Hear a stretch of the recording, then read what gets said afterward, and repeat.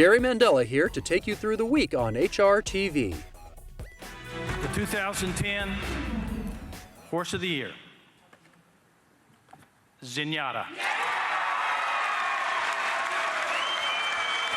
Accepting the Eclipse Award for Horse of the Year, Zenyatta, are her owners Jerry and Ann Moss.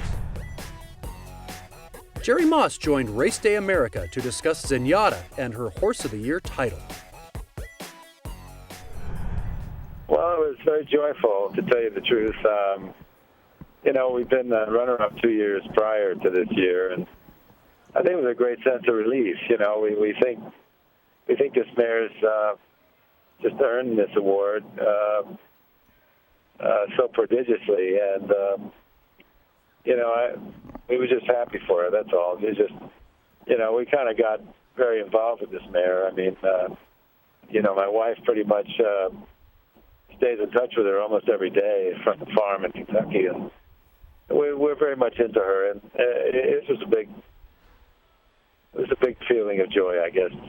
Was that just like a release? Because, there was so much embracing, like, oh my gosh, I can't believe it's true. And it took a while to get up to the stage. Talk about, did you kind of keep yourself in check a little bit? Well, we try, you try. But,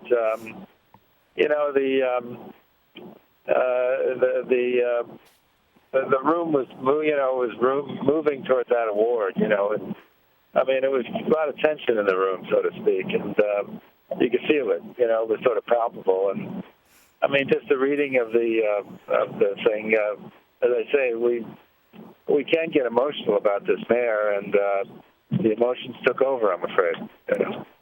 Jerry, you and I spoke yesterday, and you mentioned how people have gotten attached to Zenyatta and how she's moved people and made a difference in their lives. It sounds like you see racing in light of that now, and how important do you feel it is for fans to be able to get attached to these horses? Well, I think John Sheriffs, our trainer, has always said that the people, the fans need to get closer to horses, If they would understand the majesty of horses and get familiar with a few of them, they might come back and see them more often. Al Stahl called in to discuss Blame's future and his recent Eclipse Award. He had done enough. He ran at 2, ran at 3, ran at 4. The way things are set up, the Breeders' Cups at Churchill again this year, he would literally have to do the exact same thing he did this year. You most probably have to run in the Foster and the Whitney, and there really wasn't much point to that. He'd already accomplished that, and he's in demand, so it was the right thing to do. It's not necessarily an economic thing to do, but I just felt like it's the right thing to do for the horse. Al, it seemed like every time you saw him at the 16th pole, if his head was in front, he was almost impossible to get by. Is that a tough characteristic attribute to have in a horse? Yeah, I mean, you can't ask for any more. He always was gaining and got in front the last part, and that's just the way he was. You can't train that into him. It's a natural thing, and you can't really tell around the barn. He was very docile, nice to deal with for a stallion, and he just had the instinct, the killer instinct on the racetrack, which I guess that's the definition of a top racehorse. Steve Christ joined Grandstand to discuss the 2010 Eclipse Award results. There was a lot of tension in the room, and everyone was waiting for the big announcement at the end of the dinner. Nobody, had a really good idea of how it was going to go. Nobody truly knows the outcome in advance. I mean, when Alex Waldrop reads the winner's name, he is as surprised as anybody.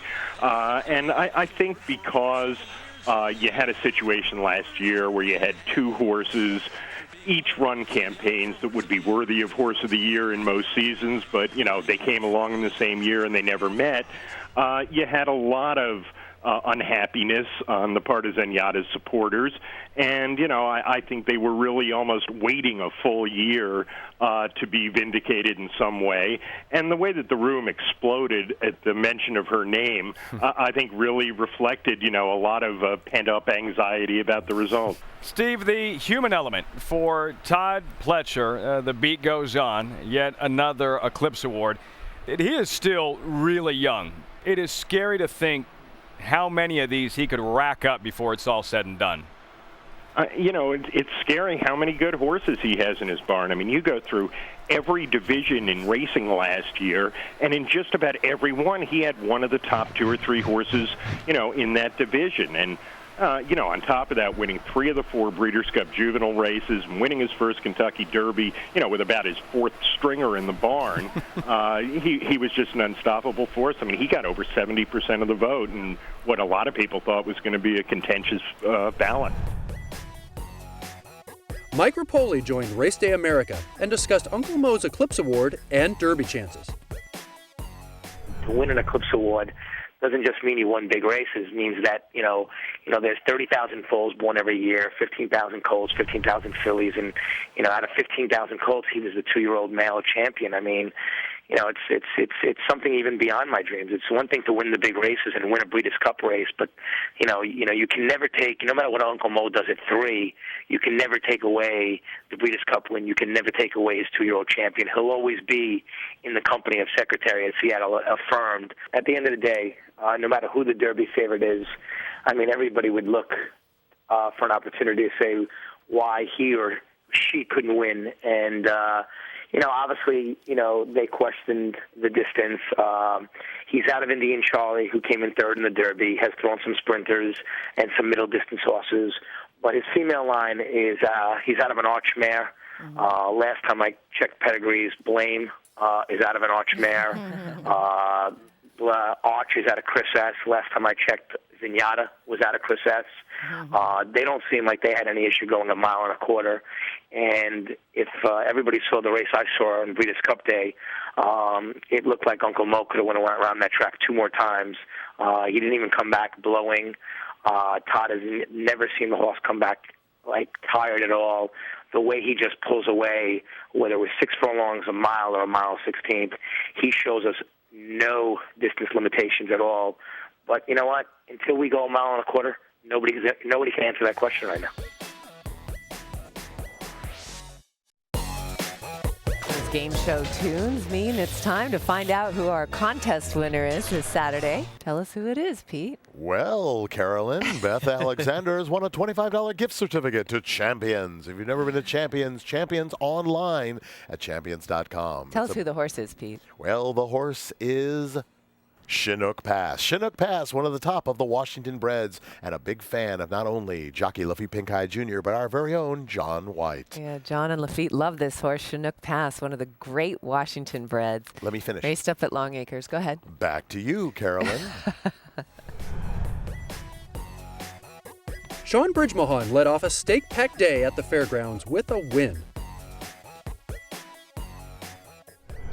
Sean, we've been watching you a lot on the program here on HRTV, and it seems like when you get that winner, so you got a lot of smiles on your face. You having a good time this meet? Yes, I am. Things have been going very well, and, been fortunate to ride some good horses down here and been having a pretty good time out there. Under our confident Sean Bridgemohan ride, a couple of pops of the crop, early return responds in kind, holds Mambo Galliano, it's early return. Early return in the FW Gaudan Memorial. Recapture the glory. Apart is charging on the stand side. Country Flavor, Mad Flatter, and Royal Express has dropped back. Final 16th. It's Recapture the Glory. Jamie Terrio for Louis Roussel III. Recapture the Glory to win the Louisiana Handicap. Final 16th, it's Wild About Marie and Chantilly Nela, Wild About Marie and Richard Romeo, Wild About Marie at 10-1. Daisy Divine, Little Miss Holly up the inside. Final 16th, Bouquet Booth, Daisy Divine, here's the wire. Bouquet Booth holds on, Bouquet Booth. 3 in a row. It's Gran Estreno laying it all on the line in the Colonel Bradley. Late game by Joyner, but too late. Gran Estreno wins for the Field of Thunder. Pants on fire, holding on to the lead while jinking left under pressure. Tightening things up just a bit on Wilkinson, who battles on for the final 16th. Action Ready is 3rd. Justin Phillip is last. Wilkinson punches on through for Garrett Gomez. Wilkinson on the wire in the Lecomte.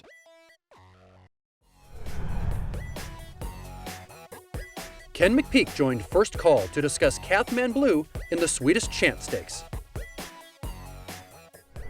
You know, I would probably lean towards maybe the I guess it's called the Rachel Alexander over there at the fairgrounds is a race we've got our eye on. The Gulfstream Oaks is certainly not out of the question. You know, the Ashland, the Fairgrounds Oaks. I mean, we've got a lot of options. And the truth is we're kind of ahead of ourselves because she's going now.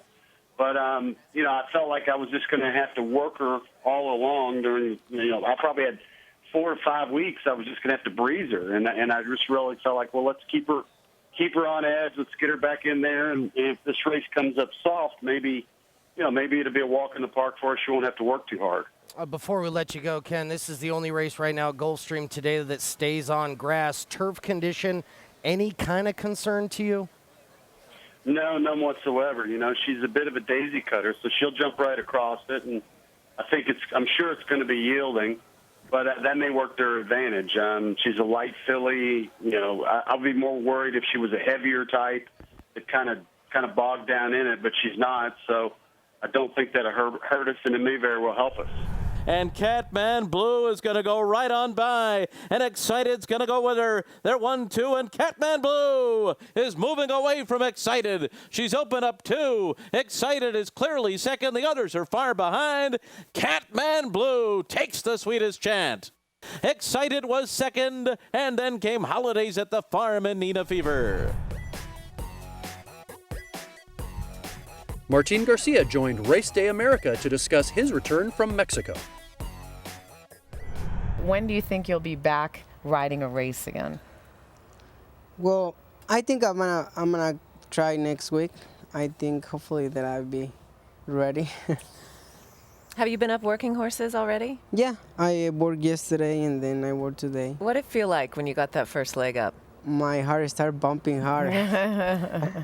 Yeah. Did you miss riding when you were in Mexico?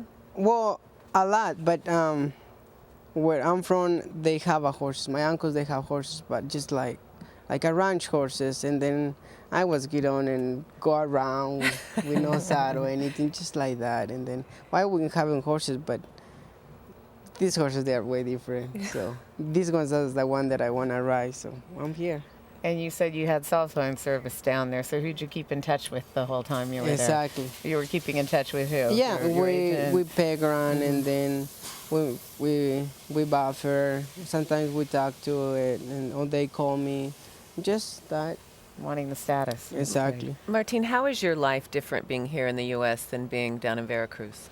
Oh, way different. Over here, like you say, if you work hard, even if you don't work in what we're doing right now, like example in race courses, but if you work in something else, long as that you work, you can have what you want, what you can get, right? But if you don't work, you're not gonna get anything. Like example over here, you have opportunity that you can be somebody, that you can have something. If you haven't, then take it. Because some of the people, they will not gonna have the opportunity that we have it right now. So, and then I would say that I'm really lucky that I'm here with you guys, and then my job, my friends, and then what so far I've been doing, what I've been having. I cannot be able to ask him for anything else. I will say this. We're going to try and make everyone, including that youngster right there, a little bit of money with some long shots across the country as we go to Daymakers on the other side of this break.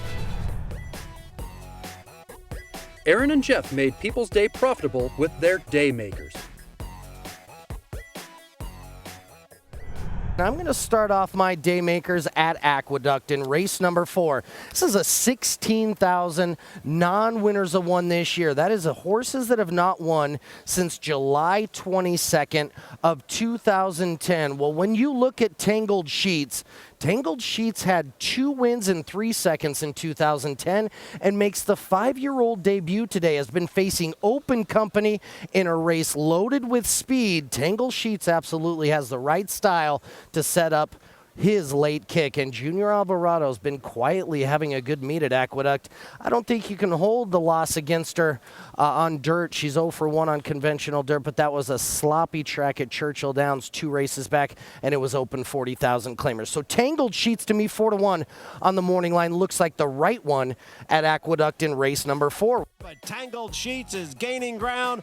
There's My Golden Opinion and Tahoe Warriors on the far outside, and a late move from Ever a Friend. Tangled Sheets has the lead. Then My Golden Opinion and Ever a Friend. Tangled Sheets by a length and a half. Our Dark Knight to come back in top form for Nick Zito. That's the like, I think. The outside post will I think, do him well. He is coming out of a series of stakes races. He was second in the Arts and Letters, most recently back in October at Belmont Park. What I like about our Dark Knight, a couple of things. First of all, he's working really well. 47 breezing, fastest of 50 at Palm Meadows to have him on edge. That's number one. Number two is... I think this is his trip, Aaron. I mean, yeah, he ran a one-turn mile at Gulfstream last year, and he won that race by almost 3 lengths, and he hasn't run one turn since. All his future races were 2-turning. Now he's back around one corner. The blowout, the breeze was sharp. I think our Dark Knight returns in winning form, and I'll take 5 to 2.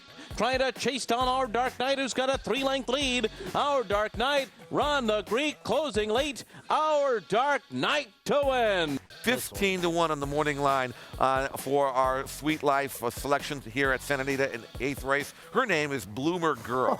Now, Bloomer Girl is a daughter of Bertrando out of the great producing mare Rio Teo, and she, of course, by the great grass horse Tsunami Slew. So I'm looking forward to Bloomer Girl really improving on turf. She was very impressive, breaking her maiden at Golden Gate in just her second career start. She's going to run 6 furlongs in 1:10 and 2. That is flying over the Tapeta surface. So I think she is sharp. Her figures make her a threat. She'll love the grass. She has a blowout 34 and 4, fastest work of the day here at Santa Anita for Jed Josephson.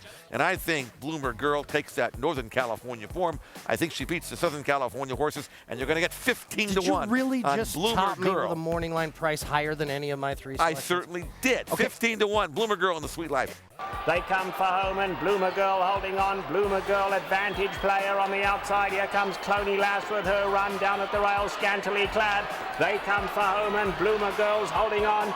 Bloomer Girl in front of Cloney Lass. Bloomer Girl, Cloney Lass. Bloomer Girl won it. Cloney Lass.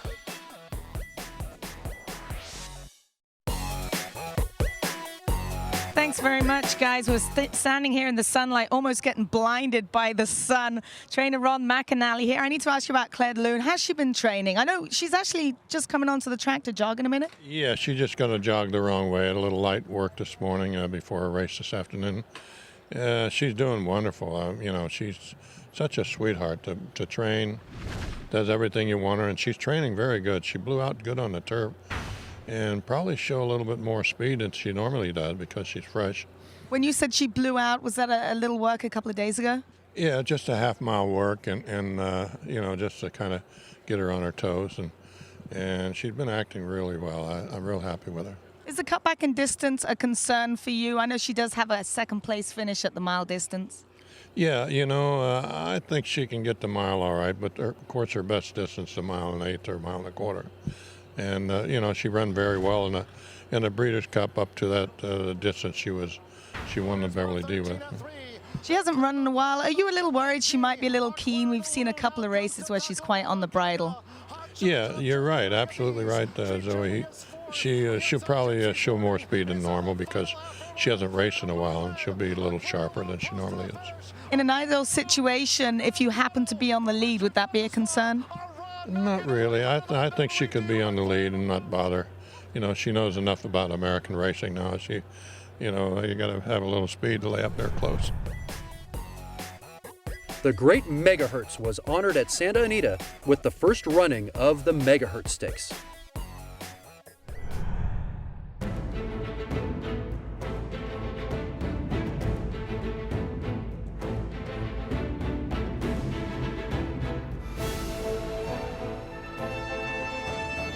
Homeward bound, no shades to Raga, Megahertz, and Megahertz Megahertz now sticks her neck out. Megahertz like an express train. What a classy mare this is. Megahertz wins impressively. And here comes Megahertz like an absolute steam train in the center of the track. And little Megahertz flying. Captagon tries to keep her at bay. But Megahertz back in style as she takes the Santa Ana. Just look at little Megahertz, no size, but a heart as big as the track. And Megahertz, another awesome performance in the Santa Barbara. She beats the very game to Desna. Here she comes with her run in. Megahertz is on a roll. Megahertz in the blink of an eye has run by and taken over the lead. Megahertz, yes! And here's Megahertz coming, flying, flip-flop. The jockey just took a look of anguish. How do you beat Megahertz? Megahertz just plain scintillating, goes on to beat flip-flop. In behind that, it is now a Claire de Lune. Something just happened. She was going well. Now she's struggling. She's trying to re-rally, but fall back. They come for home, and It Is strikes the front from Lily for Poots down at the rail. It Is the leader with 50 to go, and It Is going to win it. It Is and David Flores have won the Megahertz to Lily for Poots, Berg. Saturday showcased the 59th running of the Palos Verdes.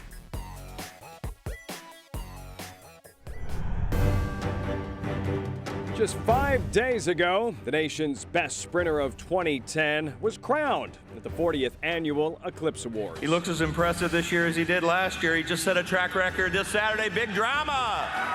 His dominance on one of racing's biggest stages, solidifying a championship. Big Drama digging deep and finding more. Big Drama in front to Amazing Destiny. Big Drama will win it. Chasing Big Drama and finishing third was California's best, who put up some big numbers of his own in 2010. And the more they asked, the more he gave. And Smiling Tiger, a tenacious winner of the Bing Crosby. Smiling Tiger in Russell Days. Supreme Summit, Smiling Tiger! His season, however, ending in heartbreak. Twirling Candy, Smiling Tiger, Twirling Candy! Today, Smiling Tiger returns and is expected to dominate. The Grade 2 Palos Verdes Stakes today on Grandstand. And Euro Ears is running a big one. Euro Ears finds more on the lead.